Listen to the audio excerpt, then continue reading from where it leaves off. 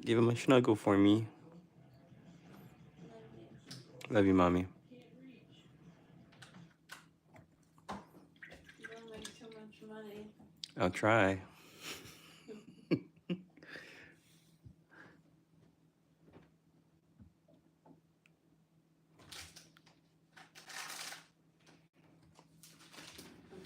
you have to start painting your booty hole, Tay. All right. I'm gonna go to the estate sale tomorrow. You got it. You just donate $1,000.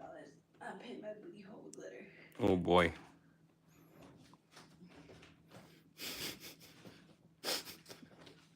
And have a kiss you through the camera. No. Good night. Good night, my love.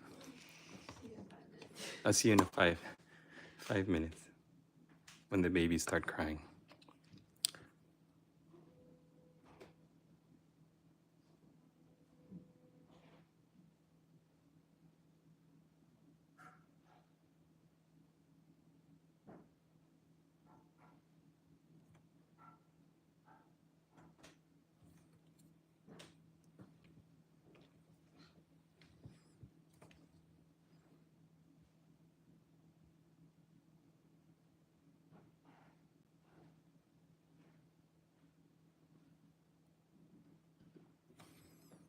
All right, welcome, welcome, welcome. We are painting Iron Warriors.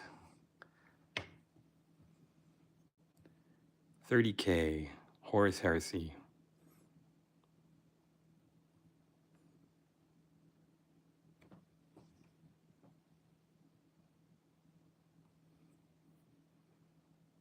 It's a beautiful Saturday night, wherever you are in the world. I hope you're doing well.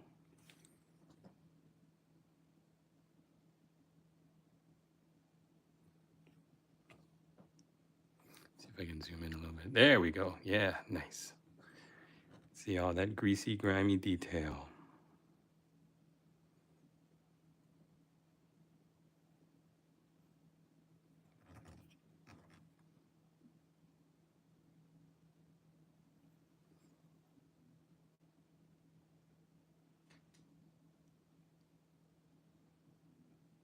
Thought it'd be a fun point here to share them while I'm painting them here because they're pretty nicely along. It's not the boring base coat phases. You could see all of the work I did with the washes, the hazard stripes, and all that stuff. The goal is, before the end of the stream, we finish painting all 10 of these Iron Warriors and include a bunch of transfers.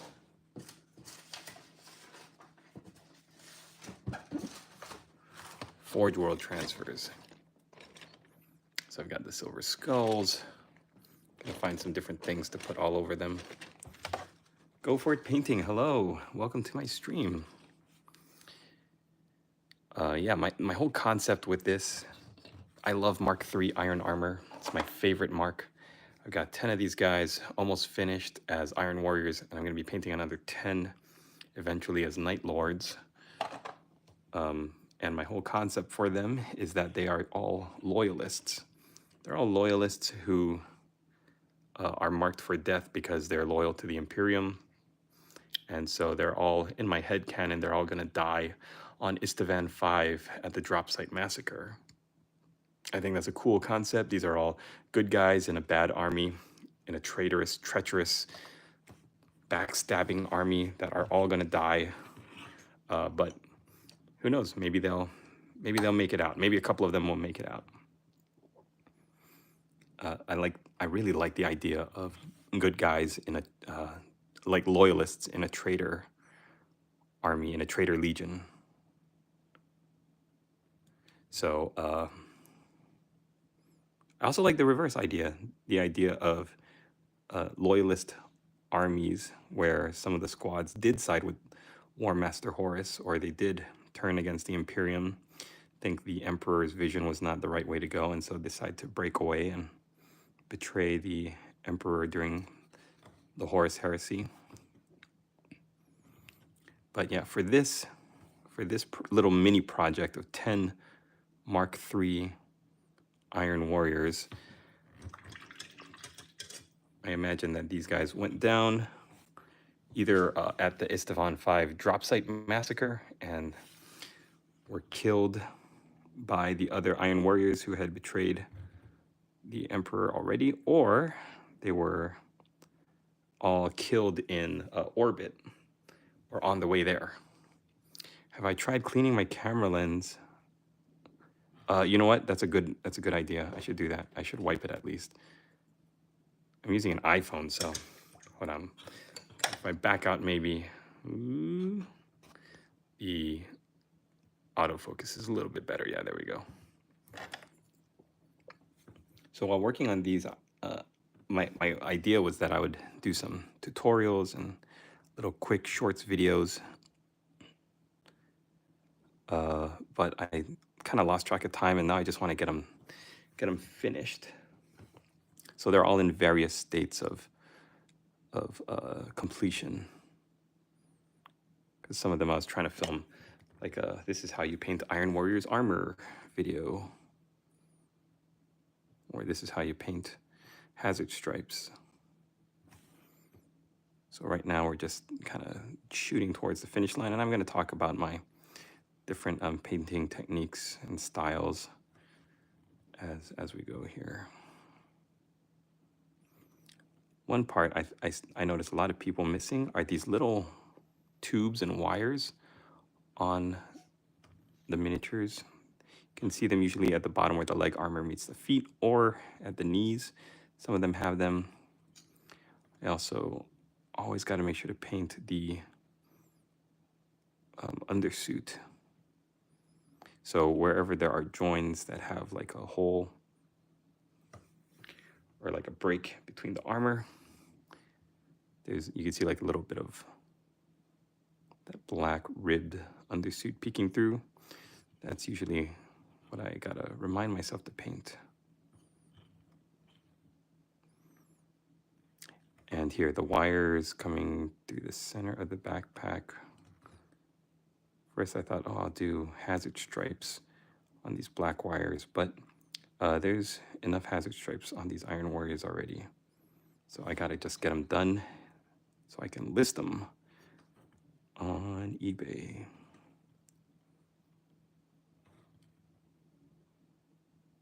All right.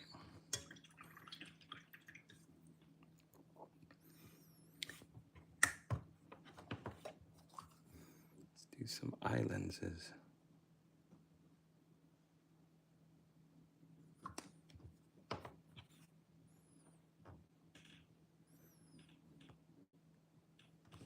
There we go.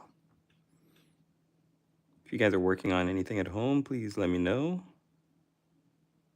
Spend a little bit of time just working on our hobby together.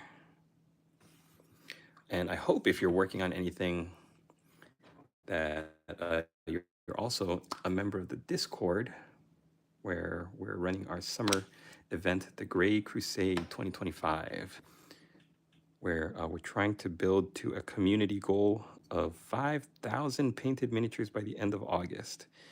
Just destroy your backlogs and your piles of shame. So I hope you join, paint along with us. Ooh, as I get these eyeballs all messed up. Have I ever painted a Harlequin troop? I have. In fact, if you look at my channel and search my videos, I've done some videos on some Harlequins I painted. I was commissioned a long time ago, years ago, to paint some Harlequins for a client. You know, I'm gonna known oil the bronze on these guys just so I can add them. What I'm doing is I'm taking the models from the left, and as I paint them, I'm trying to move them to the right. This guy's all completed. He's totally finished. So what I'm trying to do is get everybody over as far to the right as possible so that I can do the transfers, do the basing, and then add them to the back there. That's the goal. Get everybody up here in the back because this guy is totally finished. He's ready to go. Anyways, yeah, I did paint some metal Harlequins. They were great, great fun to paint. Trooper Zerk I really enjoyed painting them. The hardest part about them, and the part that I found most fun to paint, was the diamonds. The diamond pattern in red and blue. And I remember reading some articles on White Dwarf in the master classes, and at the time YouTube wasn't such a big thing when I was first getting started painting and filming myself, like for my own channel. So nobody really had videos on how to paint Harlequin designs, and I'm pretty sure I found like YouTube White Dwarf articles, and maybe some websites with pictures, but nobody had really posted anything on YouTube yet. So it was fun trying to figure it out, because you don't have a visual, somebody showing you how to do it right in front of you, like YouTube is nowadays. YouTube is so great at so many things, but yeah, back in the days of the Wild West, when it was first coming up, if you were a miniature painter, you were pretty much like blazing your own trail. I used to watch like Blue Table Painting, Mini Wargaming. I would type in like how to paint orcs and goblins and just see who would show up, and just learn everything I could. Do you remember when YouTube was still young? When it was still the wild frontier? Most people were doing like vlogs. You had people like sharing how to paint tutorials and tips. And I remember thinking like, I want to be like that. I want to show people how I paint, maybe help them out, give them some tips and advice from things that I learned from. Like a lot of the lessons that I learned was from the local guys in my area, guys at my shop that were really good and experienced at painting. I'd be like, hey, how do you do this checker pattern? How do you do diamonds on Harlequins? How do you do orc skin? And I was lucky enough, I lived in Hawaii at the time, and everybody was so cool that they would love to share what they knew with a new painter. And I think that's true of most like Warhammer communities. 9 times out of 10, I think you'll find that the people are good people that want to share what they know and help other people get better. I think you rarely get some real jerks that don't want to share, like especially painting. Like what's it gonna hurt if you share what you know about painting with someone, you know? I'm getting into Warhammer Kill Team, and actually the diamonds are the part that has me worried. There's a Harlequin Kill Team. Cookie was doom scrolling at work and saw some Iron Warriors painting. Guess I'm here now. Iron within, iron without, Cookie. You caught me like when I'm at the I want to say like 70% mark of these guys, and I'm almost done. I thought this would be a good time to do a live stream because they are just about done. Their silver armor is all oily and greasy. I'm painting on like the last little bits, and a part of the painting process that I find most enjoyable is seeing the transfers go on. Definitely putting the transfers on. So I think if you're like me, you're gonna want to see these transfers go on, because I really enjoy putting them on. I think they're such a cool part of it. It uses Troop, Death, Jester, and Shadowseer. Okay, so let me give you a quick tip really fast. Let me paint this first, and then I'll show you what I know.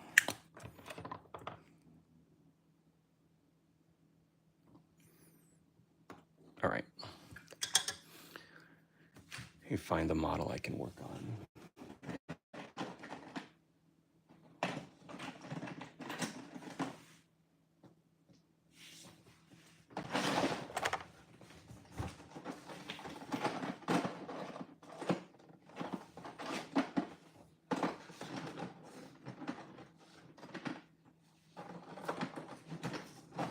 Got a whole box of dwarven miniatures,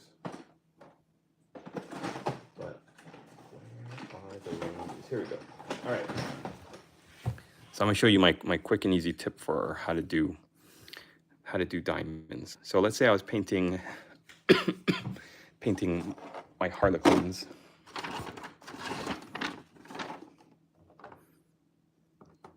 You want your paints that you're going to use, right? So let's say blue and red are the common for Harlequins. So I'm going to take my blue base coat paint, and I'm not going to do this guy's whole cape because I have plans for these guys to be a different color, but we'll just use this as a demonstration. So you base coat your miniature in whatever I would say, like, of the two colors is going to be easier to paint over. So I could have chose red, but if you paint blue paint over red, it might separate. It might not look as good. You might have a worse finish, in my opinion. So in my head, I know that red is such a strong, vibrant color that I won't have to use many coats of it over the blue. So after the blue paint here is finished, then it's dried, it's been put on, it's dried. I'd actually do maybe like 2 coats just to make sure there's no bleed through. Then what I would do is take a 0.005 micron arts pen or a very sharp tipped brush. Find your paintbrush with the sharpest tip, and this might work right here. It's got a little bit of a hook at the end. I've been using it a lot, and I do need to reset it. Yeah, see, it's got a little bit of a hook, but that's fine. Then I'll take some black paint.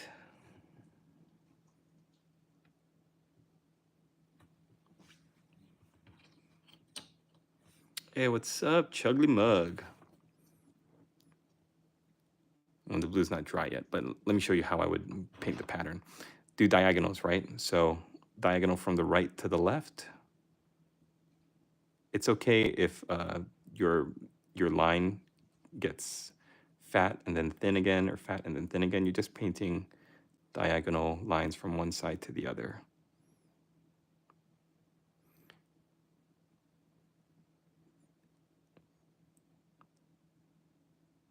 And you kind of want to eyeball, like hold it at an arm's length so that you can see the whole picture rather than zooming in. Like right now, okay, I'm kind of zoomed in, but the way I'm painting this, I'm painting it from like all the way out here, right?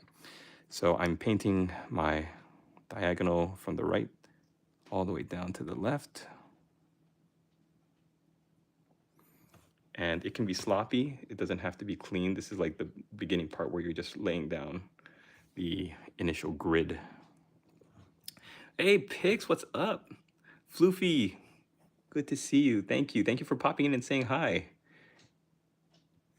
I'm actually trying to see like how many people actually land here from doom scrolling and not having any idea who I am, because the other night I was just doom scrolling off of YouTube on their like live feeds here, and I was finding the weirdest, wildest stuff, man.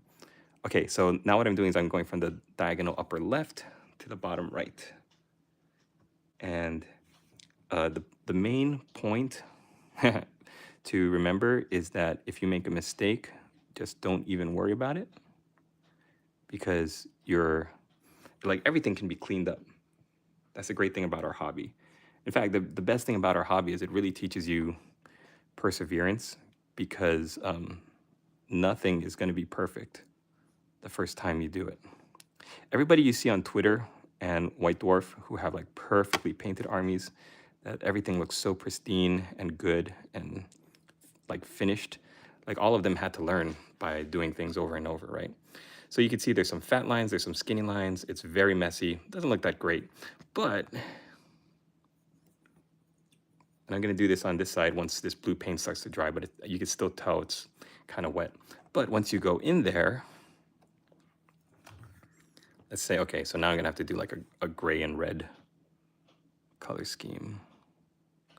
Once you go in there and you choose what your alternating diamonds are gonna be, then that's where you actually clean up. So it always starts with just one. Just choose one diamond. And then choose the diamond on top of that. Then choose the diamond on top of that. I used to go where I would go like every other. That's okay too. That works fine too. But sometimes I would, my mind would like misinterpret where they were, the diamonds. So I would jump and have like have an off off diamond, be like one off of the grid. So either way works, whichever one is best for your brain to keep track of where these diamonds are, right? Okay, now that black paint creates like a border, like a little frame. And the black paint can always switch. All of these colors and stuff can switch. And everything can be cleaned up. So this is kind of crazy. I should have waited. But you take your highlight color. It looks messy right now, sure. But then you take your highlight color, in this case, Wild Rider Red. And what you do is you paint a V. I don't remember if it was an upside down V or like a regular V. Are you doing checker patterns on the cloak? Yes, I am, Pix.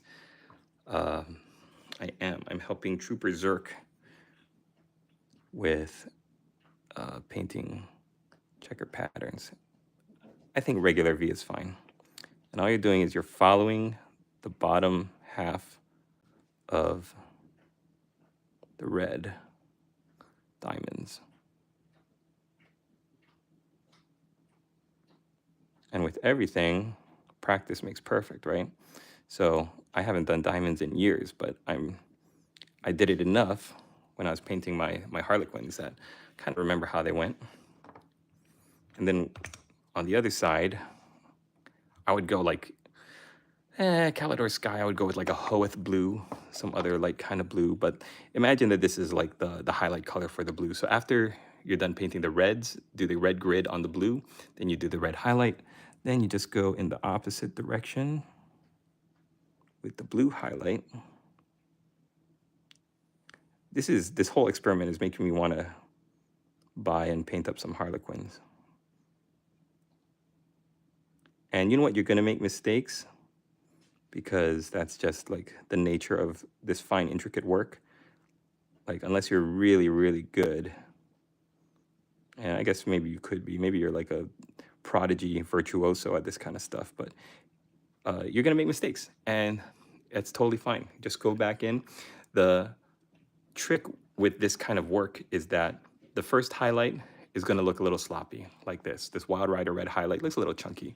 But the next highlight you do, if you go up to like a pure yellow, like a Flash Gets Yellow, or something even brighter than this, maybe like a Wild Rider Red, goes up to like Troll Slayer Orange, or like Flash Gets Wazdaka Red, like the Orc Evil Sun Scarlet has a good red triad, then the more highlights you do, the thinner and the closer you get to the bottom. So say my second highlight, I want to go with like just a really off the wall bright yellow color. You don't want to make this the, my dog just coughed up a hairball, gross. You don't want it to be like overpowering, so I would just dot the bottom with your second highlight. Maybe make like a little hatch. But you don't want it to overwhelm the orange, and you definitely don't want it to bleed into the red. This yellow is like it's just like a pop of color. Boom, there you go. And the same with the opposite direction. Pigs, that looks sick. Very unusual for dwarfs. Yeah, this is just to show how I would do Harlequins. Yeah, so not really gonna, I'm gonna paint over this for when I get back to my dwarves. See, it looks good, and I was a little worried it wouldn't, or it would discourage me, but I see them taking form. It looks good. That's the trick, Trooper Zerk. With this technique, with a lot of techniques, it's gonna feel weird, especially at the beginning when you're just doing the black lines. It's gonna look uneven. It's gonna feel like some of the black lines are correct and straight, and some of them are wonky, or some of them are fat at the beginning and like they thin out. But with every single thing you paint, practice makes perfect. And you just keep going back to it. and working at it and getting better and better, and not just better but more comfortable. I think once you get more comfortable with whatever you're working on, that is really the point of painting Warhammer. So good luck. Let me know how it goes. Hey, join the forum, the Discord if you're not already a member, and post the pics over there. Not pics, but I mean pictures.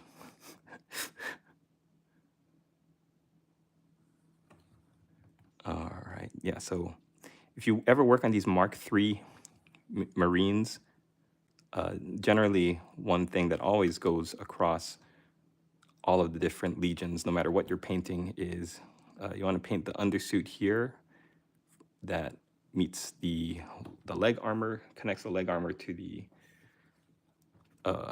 groin plate and the butt plate. And oh, gun casing.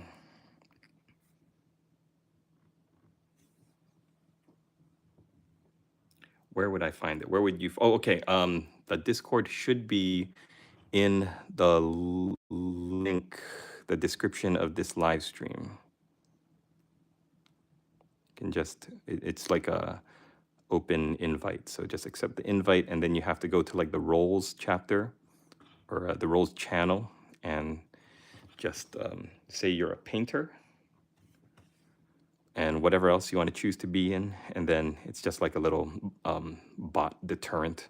That way you can post and put pictures into different boards and stuff. Yeah, so accept the invite and then choose a role as a painter.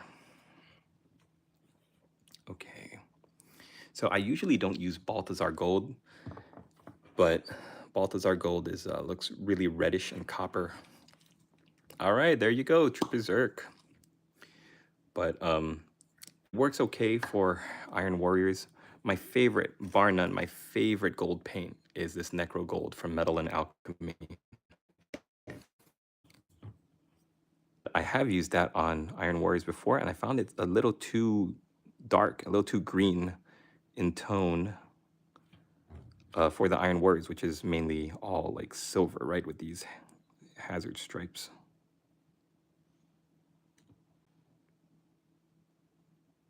I love how Games Workshop decided we're going to give you the easiest army to paint. These Iron Warriors, all you have to do is just spray paint them Leadbelcher, some kind of silver, and then we're going to give you the hardest thing to freehand paint on them, these bright yellow and black hazard stripes.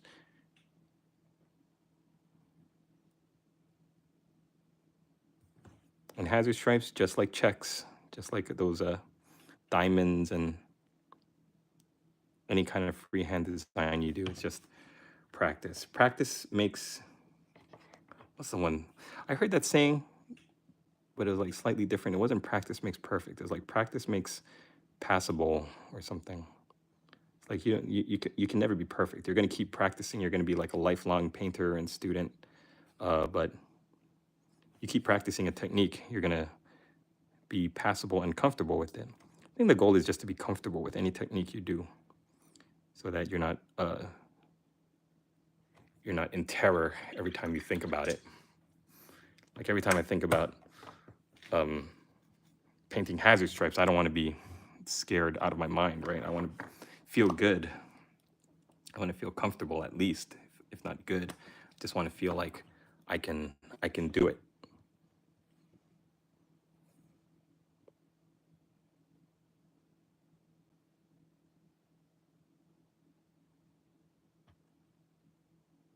And here's a good tip for everybody watching too. Use some kind of painting handle. I have a very controversial video about how I think Games Workshop's painting handle sucks, but I think it only really sucks if you're trying to use like a Terminator-sized model on it. Like this infantry model fits fine. It works, and I know how to use it. Not that I'm a dummy and I don't know how to use a painting handle, but the reason why you should use a painting handle is because anytime you rely on your fingers to grip the base, what you're doing is you're putting strain all through here. And it might work for like the first 10 guys, but if you're painting an army, by the time you get to the 50th infantryman, it's going to be doing some real damage to your fingers, even if you don't feel like it. So always use some kind of a painting handle. You could even use an old paint pot that's dried up or empty. Just flip it around because your hand will wrap nicely around here. Just put a little bit of blue tack on the top and then stick your model on. And I was a huge fan of using blue tack. I used to have a cork handle that I used forever. That was my painting handle. And it worked really well. All I would have to do was spend a couple bucks on blue tack and just mush it up, stick it on top, and it would be fine. It would work for like weeks and weeks. But these are good too because it's got the clamp. The clamp holds it in place. With blue tack, you never can be sure. At a certain point, it might get a little, it might lose its stickiness. And then one day you're working on painting like the underside of something, and then all of a sudden your precious model will just fall off because it loses its stickiness.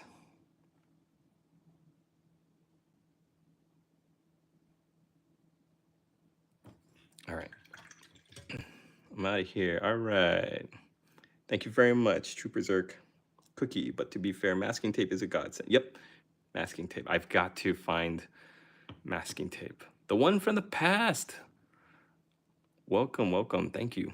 I don't know if you guys can tell, but the one from the past is a channel member, as you could tell by the icon next to his name. I've tried to develop some cool looking badges and emojis for channel members. So you can join up and become a channel member and get some really cool looking badges and emojis, especially like the longer you're a channel member. I think your badges change so you can really show off your veteran status and seniority. GB, double-sided tape. Yeah, double-sided tape works as well, but that will lose its stickiness as well. So I found like a clamp, like something that doesn't rely on the stickiness of like blue tack is pretty good. All right, as you batch paint, I'm giving you just my like, I'm shooting from the hips, guys. As you like batch paint your miniatures, you always want to look for like the little things on every single miniature to give yourself a win, right? If I'm feeling really burnt out, I don't want to paint anymore. I just want to do something quick, knock it out. I don't want to worry about like hazard stripes or something really detailed. Then I'll just find something small to paint, like these stupid little wires that kind of peek out from the leg armor to the feet. Not every suit of armor has them. Some of them have them sticking out from the knees. If I could find one with like knee pad here. They stick out from like the upper armor going into the knee pad, knee joint rather. Just find something small you can give yourself a win with and then work your way down the line. The great thing about painting, especially assembly line painting, batch painting like this, is that it might feel like you're not making much progress, but every step you take, every little bit of progress that you knock out is more than was done before and less that you have to do to get the model to the finish line. So sometimes I get discouraged, right? Because I feel like I get 50, 60% through a model, and then I just want to put it down and I don't want to paint it anymore. I want to go on to something more fun. And then I'm like, look, you gotta push through because you're at 60%. And just this morning, your miniature was like primed and didn't have any paint on it. So just push through. There's some cleanup I gotta do.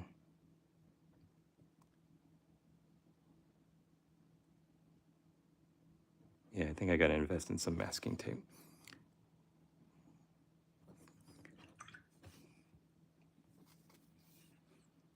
Practice makes passable.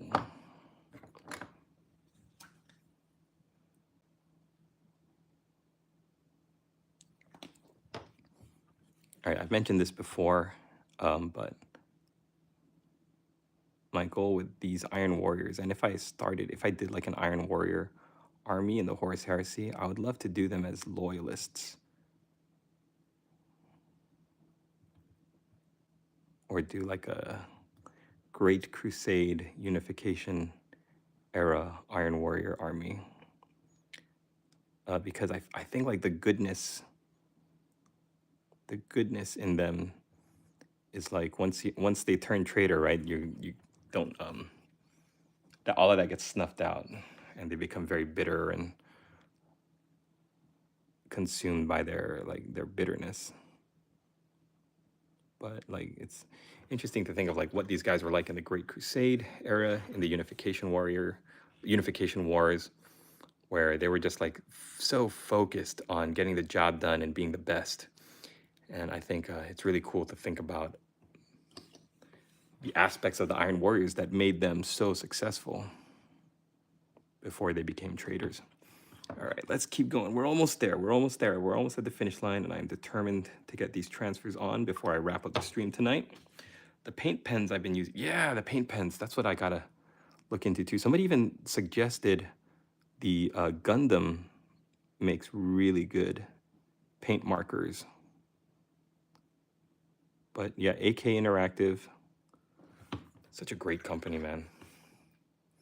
These are from the Horus Heresy starter kit. No, these are from a Mark III Tactical Squad box. But yeah, I think they had Mark III guys in the like first edition, right? Because I think second edition had the Mark VI guys. It's so hard to tell. I mean, you had the Age of Darkness first edition, right? And before then you had Betrayal at Calth and all of the, like, wasn't Burning of Prospero also like a starter kit with the Space Wolves in Mark III or 4 and the Thousand Suns. But Betrayal at Calth, I think that was Mark IV Ultramarines and Mark IV Word Bearers, right? If I'm not mistaken, that was the first time, and everybody was like, oh my gosh, they're doing, Games Workshop is doing Horus Heresy. You're gonna have plastic Mark IV guys. Whereas before you could only get them through Forge World. Such a huge thing in the early 2010s. I was still living in Hawaii, and I remember just loving all of the different heresy stuff. Every time Forge World announced they were doing a new like Legion specific kit, I was so excited. They're like, oh, they're gonna come out with a new book, a new big red or big black book. It's like, oh, this is the best time to be in the hobby right now.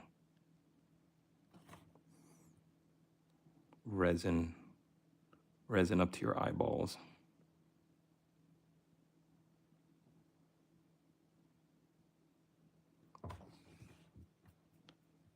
I only know the Age of Darkness kit. I know they bought out a different mark, meaning like power cables on the thighs. Yep, power cables.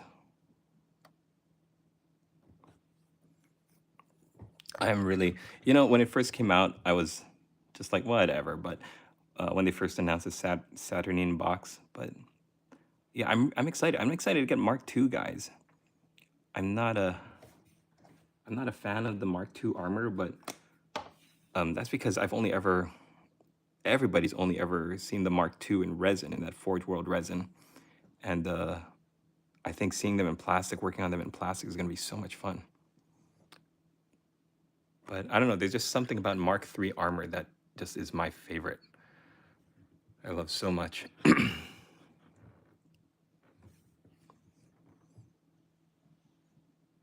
I've noticed something when I paint.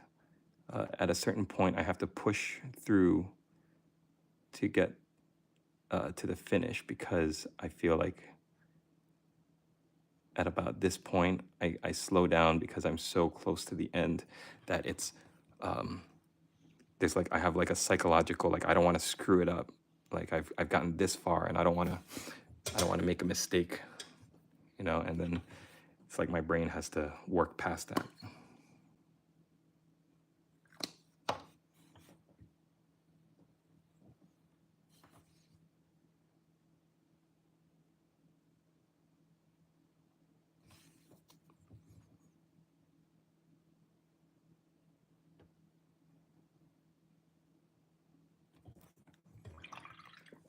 All right.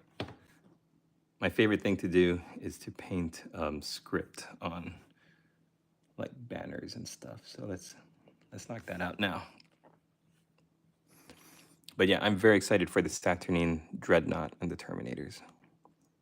Let's start with, because this is the 4th Legion, let's do a Roman numeral 4.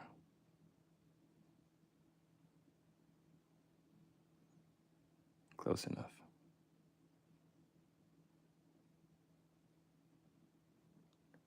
This guy is so good. He once shot another guy halfway across the battlefield. And then, when he went to confirm that the other guy was dead, he got into a hand-to-hand fight with him that lasted 2 days and 2 nights.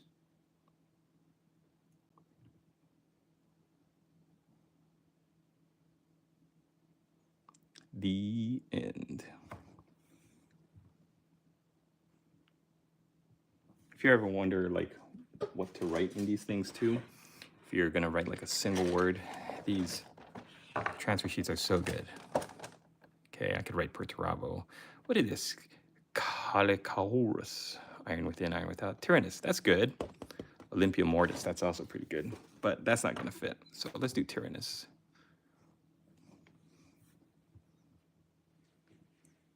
What? I just got an alert. Earth hit by severe G4 atmospheric storm.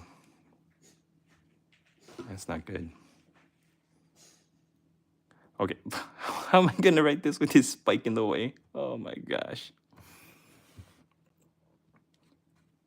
All right, y'all, donations is open. If you wanna see me put myself through this and wanna buy me a coffee, this is the time to do it. Here we go, Tyrannus.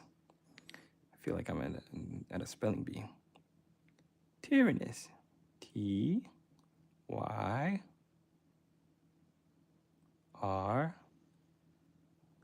anus.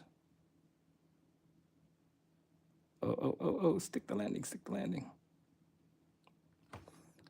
Close enough. Practice makes passable. Woo! What a live stream. What a live stream. Got my tips and tricks on how to do checker pattern.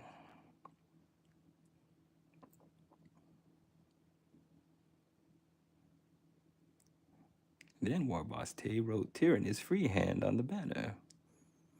And it was okay. It wasn't half bad, but it also wasn't half good. And then he finished painting the squad and sold it for $242. All right, the end.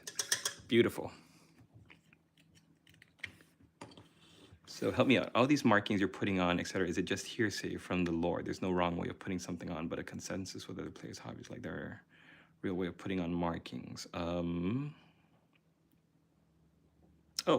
the one from the past. If could, I would like to give you the Mark II Marines in the Saturnine kit. I don't particularly like them. Hey, maybe we can work something out. Maybe I'll send you my Terminator. I don't know. The one from the past. I really want to paint them up. Paint them up as salamanders. I'm so sorry. Okay, GB, there's no wrong way of putting on markings. I take my cue from the like the heraldry that was in the black books, which you can find online. If you just Google like Iron Warriors heraldry, Horus Heresy, then they will usually lead you to a reference page from one of the black books, which everybody seems to take as, which, I don't blame people, rightfully so, take as like gospel. So yeah, just Google or search Iron Warriors heraldry, Horus Heresy, or whatever you're looking for, and that will give you the correct way to use all of the transfers. I think if you invest, because it's an investment, right? These transfer sheets from Forge World are like $40. So if you invest in them, then you want to use them. You don't want them to just sit in your pile of shame and not do anything. So knowing where they go, the correct way of painting them on or putting them on is a good thing to know.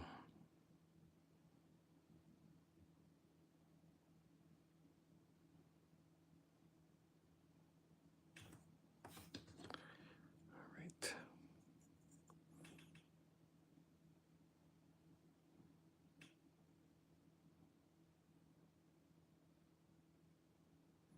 The one thing I hate about hazard stripes, not the one thing, one of the many things I hate about hazard stripes, is that you can have just such a false sense of like security. If you think, oh look, my lines are pretty straight, I did a pretty good job, I guess I'm okay with them. And then like you're not paying attention, all of a sudden you paint on a line that just totally screws up the entire grid. Oh, that's the worst. One thing that's interesting is I've been using Games Workshop's like publicity photos, promotional photos for the Saturnine box, just to get a good like idea of the heraldry and the like how did Games Workshop do their hazard stripes and everything. And some of the guys on the Games Workshop, oh, thank you for the super chat. The one from the past, thank you. The flesh is weak, but the deeds endure. Thank you, my brother. Awesome. I've done this Googling. Sometimes I see them differently, and I'm OCD when it comes to details for the hobby, then only to show on YouTube to read out on a comment I got it wrong. Amen. There's no wrong way. Every, like everything that you look up, if you can point to somewhere in the like somewhere online or say like, look, I'm just following this thing, then you shouldn't feel bad about it. Like I was saying, when I looked up the Mark II miniatures that they were showing off, a lot of the guys had just black shoulder pads on both sides, and they had like the tactical squad marking and the iron, like the skull, right? Not everybody had hazard marks, and some of them had hazard marks on the left shoulder pad, some of them have hazard marks on the right shoulder pad. So it really is like, it doesn't matter. There's no hard rule that says every miniature has to be done a certain way or that you did something wrong. In fact, what I like to say too is a lot of the Marines, a lot of the Astartes in the legions back in the Horus Heresy era day is like, except for the really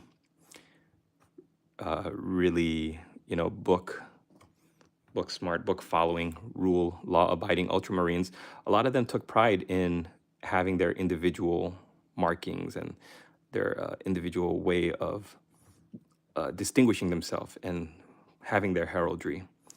In fact, the Chthonian headhunters from the Imperial Army were like notorious for saying, oh, this is the way we're supposed to do it. Then we are not going to dress like that. We're not going to make our uniforms like that. We're going to go completely off book, and we're going to decorate our armor with skulls of our fallen enemies, because that's how they do it in Chthonian. That's how the Sons of Horus do it. So that's how we're going to do it.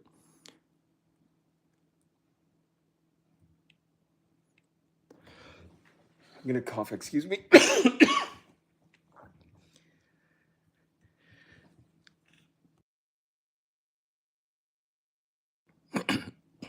Sorry about that, guys and gals, whoever's watching. I'm getting over this really stubborn cough that's like buried in my throat. Hey, Pix, welcome to the scrap heap, my friend. Thank you for joining. Yeah, if you decide to become a channel member, then that's going to give you like immediate access to all of my videos and all of my hobby digital printables that I'm coming out with. In fact, I'm filling out this one. This one's absolutely for free for everybody. It's a weekly tracker. So you can download this like without being a channel member right now. Download it, print it up, let it help you with your hobby goals. All you do is like write down a little hobby goal that you have. It doesn't have to like follow any rules, just do however you want. And then every day that you work on it, fill in the bubble. And then if you want to go back, like if it takes you more than a week, then you can put a square around it or put an X just to show you like how long does it really take me to do one of these things. Then you can really see, are you devoting your time correctly to what you're working on? Or maybe you should like put something away for a little while you finish other things on your plate. But anyways, I'm developing a whole suite of digital downloadables, and all of my channel members get lifetime access to it for free. So I hope you guys like that. I hope it gives you some value, and thank you for the support. I really appreciate it. Just doing some last looks here. Ash and gray. One of the things I sometimes forget is highlighting the bolters. Oh, channel member GB, I'm subbed, help a noob. So if you subscribe to someone's channel and you like hit the bell notification and stuff, then you're like a subscriber. That means that you get access to their videos and you get notifications whenever they post a new video or something. But being a channel member means that like you're gonna donate a monthly, pay like a monthly amount of money to support that channel. So for like small YouTubers like me that do not have like a studio or a staff, I don't have an editor, I'm like a one-man operation, right? So if I have to give up YouTube to support myself and find like a full-time job, then that's what channel membership kind of helps with that. It's like Patreon, but it's exactly tied to YouTube so that you're not having to go to a different website. And it also, just like Patreon, it has like membership tiers and levels so that if you want to donate more, then you can unlock more, I guess, perks or whatever. But like I want all of my members to have access to all of the things that I'm making, like from the lowest level. My tiers are just basically like if you want to donate at the $7.99 level, then it'll grant you access to like 4 more videos a month that I would be doing. And if you donate at the, I think I made it like $15 a level, then it's just something like I would help you with your, to plan a project over like a video call or something. Like I'm still working that part out, but like it would be me helping you with your specific exact project, and I would help you find colors and the paint, like paint matching, and it'd basically be like me giving you a mentorship.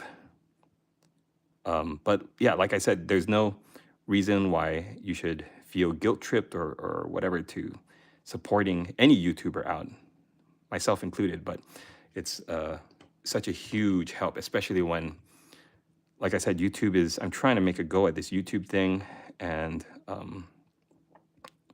a channel membership just really helps with that. Okay, going back to, I like you talking about lore accurate armor designs.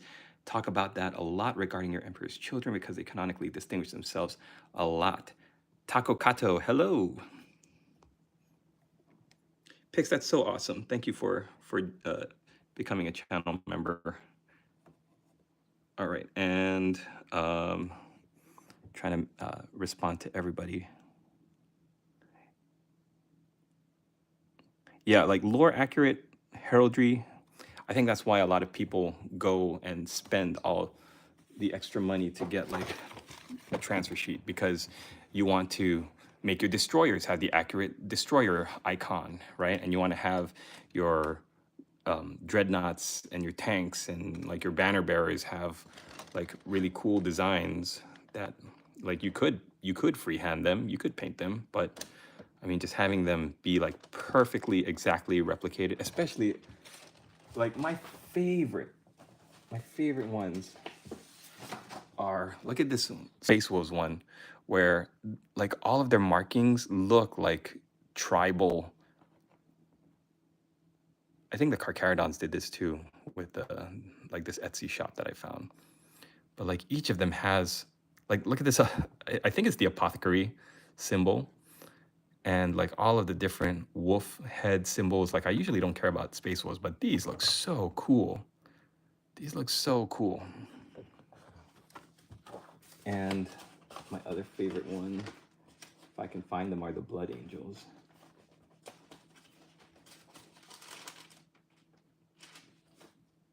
I think I have to dig around for those.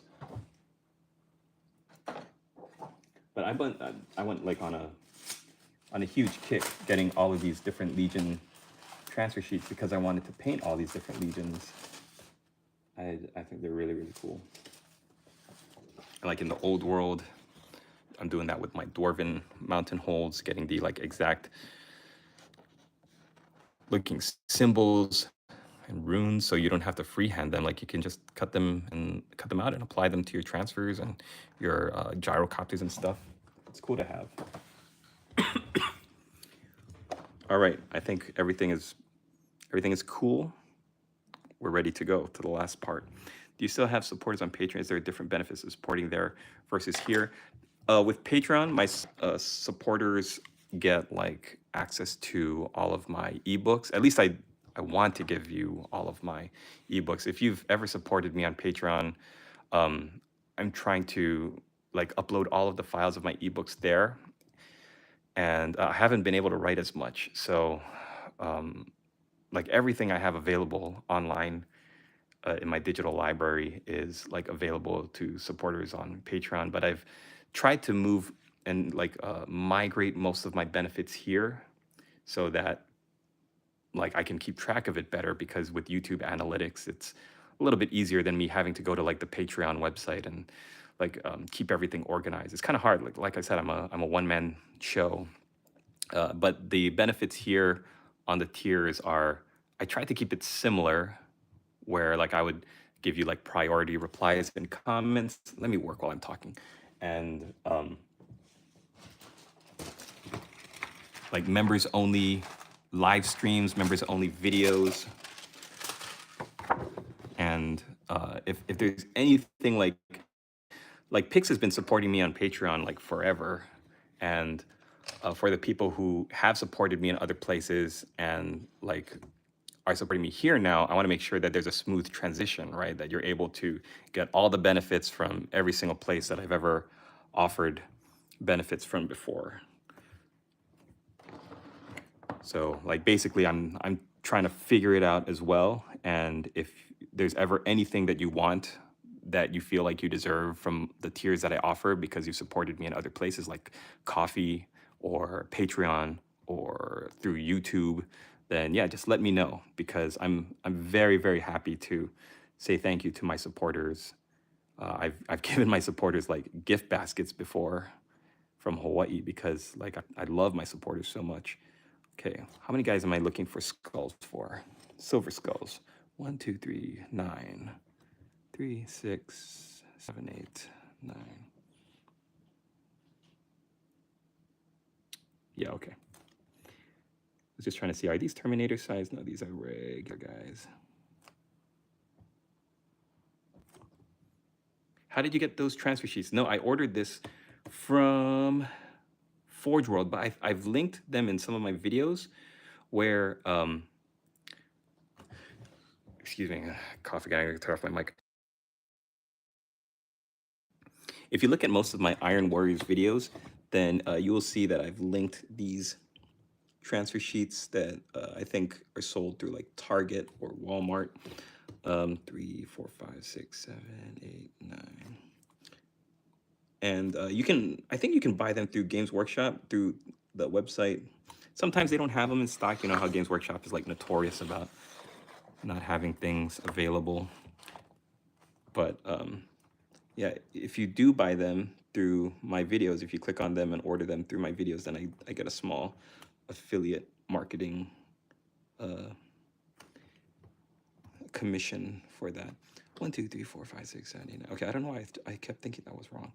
Yeah, Pix, as soon as I head back to Sacramento, because I'm staying with my in-laws right now, then I've got all the night figures that I painted for my patrons all ready to go.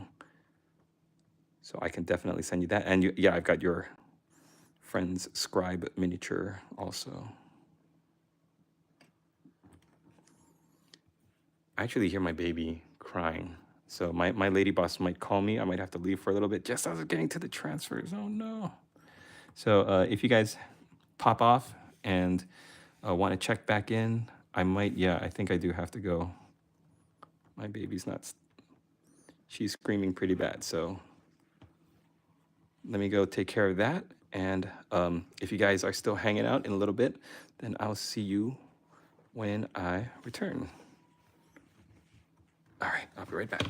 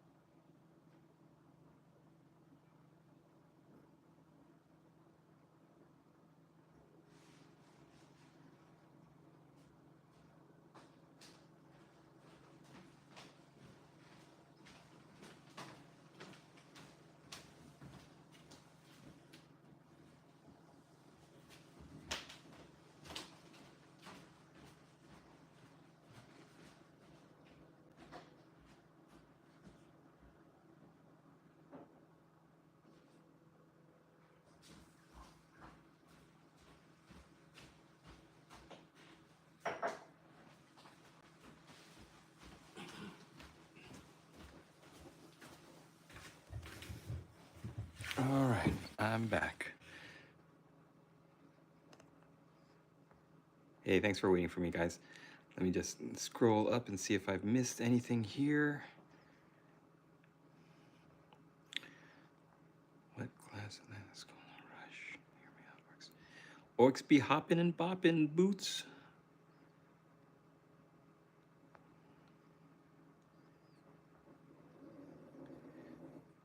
Hey, Lynx, good to see you. All right, back at it. Me, my micro set, and oh, look at that. I'm like right at the bottom here. And my Iron Warriors. So my goal is, my hope is that I can get all of these skulls on the left shoulder pads, because like if there's one thing the legions agree upon, it's that's where you put your legion symbol. And then most of these guys have hazard stripes for the right shoulder pad. So what I'm gonna do is, for the guys that don't have anything and do have a space on the right shoulder pad, that's 1, and I think just a sergeant. 2, I'll give them a numeral 4, because they're tactical, so they could be used for anything, I guess. And then I will also get a, see if they have like a little skull. No, they don't. They should.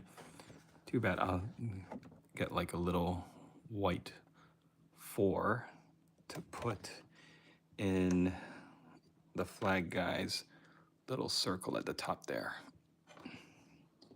All right, that's the plan. Then everyone's gonna look pretty awesome, and then we can move on to the basing. I decided to give the sergeant a unhelmeted head so that he could, you could see that like the Iron Warriors, they are human under, or they are, you know, Space Marine human, what Space Marines would consider human. So I wanted him to have like an actual head and a face. I also thought it might be cool to do that with the Night Lords too, but I think the Night Lords, the Gene Seed curse, or the Gene Seed trait from Conrad Kurtz, makes their skin look like really pale. And I don't know if there's anything about Iron Warriors looking any certain way. Like salamanders all have black skin with red eyes, that kind of thing. Raven Guard are all kind of pale too, like the Night Lords.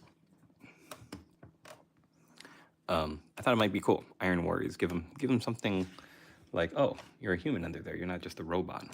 Like the Iron Hands become more robot than anything else. Unless you're Death Watch, then it goes on the right. Ah, that's true. Yeah, if you're Death Watch, you got that that inquisitorial Death Watch shoulder pad on the left.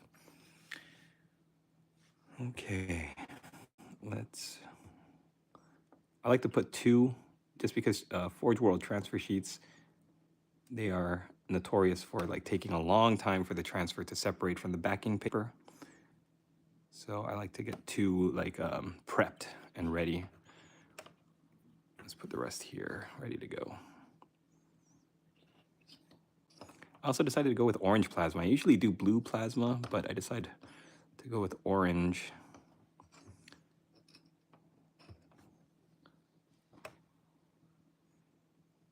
It seemed to fit the Iron Warriors aesthetic a little bit more. All right, if you use transfers, this is a huge teaching point that